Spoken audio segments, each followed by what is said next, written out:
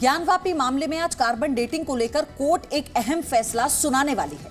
Court इस बात का फैसला करेगा कि कार्बन डेटिंग या फिर वैज्ञानिक विधि से ज्ञानवापी परिसर की जांच करवाई जानी है या नहीं। और इस बीच जी न्यूज की टीम वाराणसी में काशी हिंदू विश्वविद्यालय जाकर ये जानने की कोशिश टीम ने की कि शिवलिंग की कार्बन डेटिंग संभव भी है या फिर नहीं है।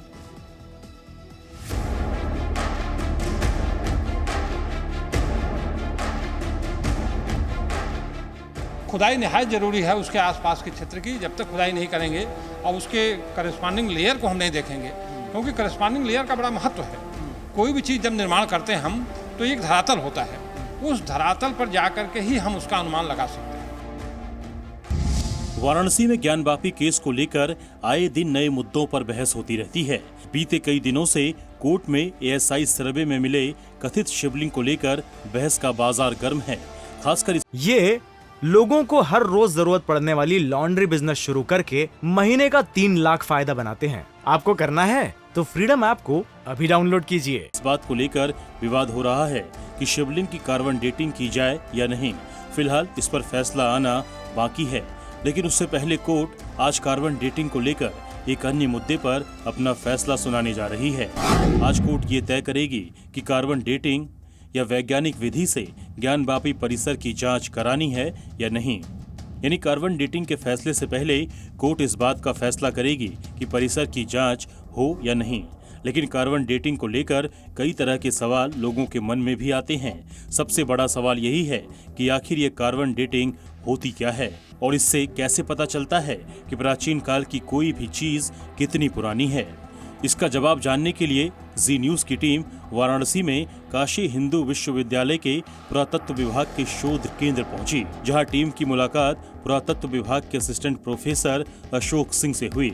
उन्होंने बताया कि पत्थर की कार्बन डेटिंग संभव नहीं है, लेकिन कई बार पत्थरों में कार्बन के कुछ जीवाश्म मौजूद रह जाते हैं, जिसके माध्यम से कार्बन डेटिंग करते हैं। कार्बन डेटिंग का जो मेथड है वो हम लोग उसी का कार्बन निकालते हैं जिसमें कभी न कभी कार्बन मौजूद रहा हो, और जब कोई जीवित चीज़ मर जाती है या डिके उसका शुरू हो जाता है तो उसमें प्राप्त कार्बन की जो मात्रा है उसका अनुमान हमारे वैज्ञानिक लगाते हैं, और उसके आधार पर कितनी कार्बन की मात्रा उसमें बची हुई है उसका अनुमान लगा करके उसकी डेटिंग की जाती है। असिस्टेंट प्रोफेसर अशोक सिंह ने बताया कि शिवलिंग की कार्बन डेटिंग करने के लिए प्राकृतिक मिट्टी तक पहुंचना जरूरी है। हम उसके आसपास के क्षेत्र में जब तक एक्सकेवेशन कार्य नहीं करेंगे और उसके आसपास के क्षेत्र में जब तक हम सापेक्ष विधि का अनुमान नहीं लगाएंगे, चीज़ों को प्राप्त करके उसका तुलनात्मक अध्ययन नहीं करेंगे, तब तक हम उसको डेट करना हमारे लिए असंभव होगा।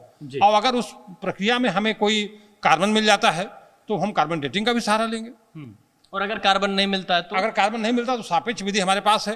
इसके सापेक्ष विधि का सहारा ये होता है कि उसके साथ और जो चीज़ें मिल रही हैं वो क्या है। खुदाई निहायत ज़रूरी है उसके आसपास के क्षेत्र की। जब तक खुदाई नहीं करेंगे और उसके करस्पॉन्डिंग लेयर को हम नहीं देखेंगे, क्योंकि करस्पॉन्डिंग लेयर का बड़ा महत्व है। कोई भी चीज़ जब निर्माण करते हैं हम तो एक धरातल होता है, उस धरातल पर जाकर के ही हम उसका अनुमान लगा सकते हैं। लेकिन क्या सिर्फ जमीन को खोदकर मिट्टी निकालने से ही सच्चाई सामने आ जाएगी? इस सवाल का जवाब देते हुए असिस्टेंट प्रोफेसर अशोक सिंह ने उस तकनीक का जिक्र किया जिससे ये मुमकिन होगा। GPR टेक्निक जो है इसका प्रयोग जियोलॉजी वाले भूगर्भ वैज्ञानिक करते हैं, और विशेष रूप से मिनरल्स की खोज में, आयल के खोज में इसका प्रयोग किया जाता है। उसमें वो रेज अंदर डालते हैं जमीन के नीचे, और वो देखने का प्रयास करते हैं कि जो नीचे का स्ट्रक्चर है, कोई अगर नीचे कोई स्ट्रक्चर है तो क्या है, कितना गहराई में है, तो इससे ये अनुमान तो लग जाएगा कि नीचे स्ट्रक्चर है, ये पता चल जाएगा GPR माध्यम से। बल्कि इसका बहुत अच्छा प्रयोग उन्होंने सारनाथ में किया है।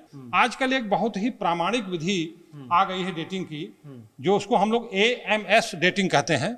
ये जले हुए अनाज के दानों से होती है, जो बिल्कुल नई तकनीक है, और इस तकनीक से बहुत ही आसानी से हम डेटिंग का पता लगा सकते हैं। लेकिन इस तकनीक का इस्तेमाल कैसे होगा और कैसे शिवलिंग की सच्चाई बाहर आएगी? इसके जवाब में असिस्टेंट प्रोफेसर अशोक सिंह ने क्या कहा, सुनिए। वहाँ की जो ऊंचाई है, क्योंकि हम लोग बराबर उस क्षेत्र में जाते रहते हैं, चौक क्षेत्र है, बाकी आसपास का क्षेत्र है, हमें लगता है कि वहाँ का जो धरातल है वो काफ़ी नीचे है, और मंदिर परिसर का जो एरिया है वहाँ हमें लगता है कि 6 मीटर से ज़्यादा ही वहाँ पर डिपॉजिट की संभावना है। उस पत्थर की संरचना को अगर आसपास के क्षेत्रों में काम करने को मिले, पुरातात्विक उत्खनन करने को मिले, तो उसकी तिथि निश्चित रूप से निर्धारित की जा सकती है। न केवल उसकी तिथि, बल्कि अगर हमको नेचुरल सॉइल तक खोदने की अनुमति पुरातत्वविदों को मिलती है तो वहाँ नीचे के धरातल में जो भी चीज़ें धार्मिक हों या अधार्मिक हों, उनका भी पता लगाया जा सकता है। प्रोफेसर अशोक सिंह ने कार्बन डेटिंग की प्रक्रिया को भी विस्तार से समझाया।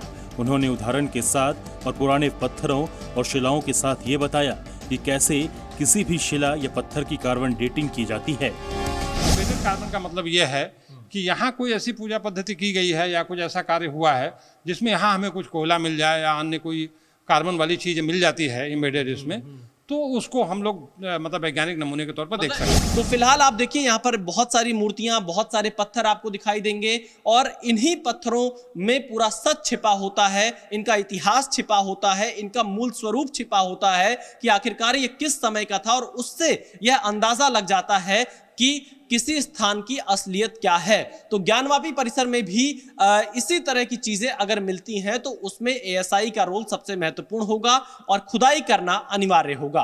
कैमरामैन एस जयदीप के साथ विशाल पांडे, जी मीडिया, वाराणसी।